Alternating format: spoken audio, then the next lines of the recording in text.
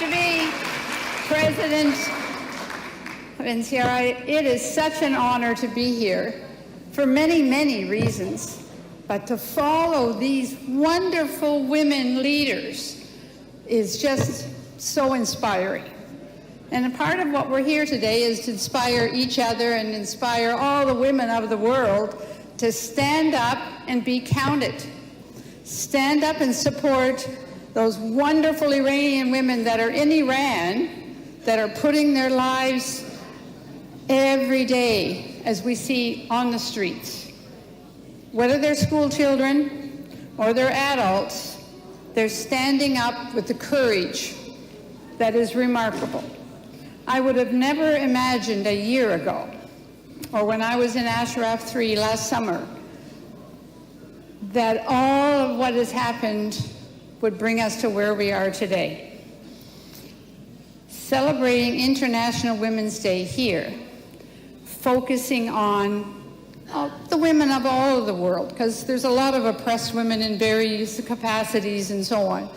And we are very focused today on giving courage to all of the Iranian women that continue to be part of this. Madam Rajavi and the thousands of women in Ashraf 3 that continue to work for freedom and for democracy. The IRGC is nothing short of a terrorist organization, but we have parts of the world that don't recognize that.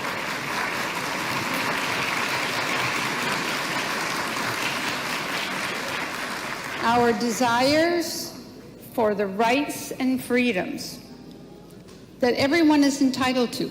I believe God made us all equal, and equal means equal. You are no different than I am. Doesn't matter how you dress, doesn't matter what religion you practice. We are all God's children, and we need to be treated as such. So we treat each other with respect. With Madam Rajavi's 10-point plan, and when she says it and reads it out again, it always reminds me that it's a model for the world. Not just for Iran, it's a model for the world to follow. It's about respect for each other.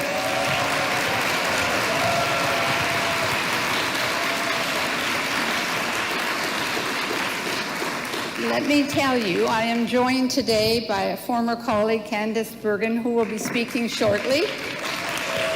And in Canada, there are rallies in the streets and rallies in the parks, and the flags are all there, and the traffic is blocked on lots of Sunday afternoons. It's happening. The world is aware of the terrible things that are happening in Iran and are backing Madam Rajavi, the MEK, the NCRI, and all of the other movements that are trying to finally get rid of an oppressive group of mullahs that do not deserve to be there. So we're very close to that. I hope and dream and pray that next International Women's Day, we'll be celebrating with Madam Rajavi in Iran with freedom.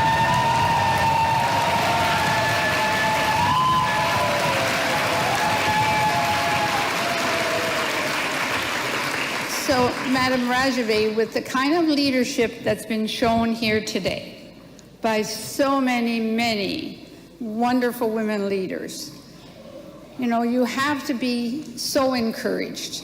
And I hope that in whatever way you can transmit these messages to our women in Iran and our men who are also doing a job as well. Because, you know, we all need each other. It's not a one size fits all. We all need to be doing one thing. It's to remove the mullahs out of there and get rid of that regime and replace it with democracy and freedom. Thank you very much.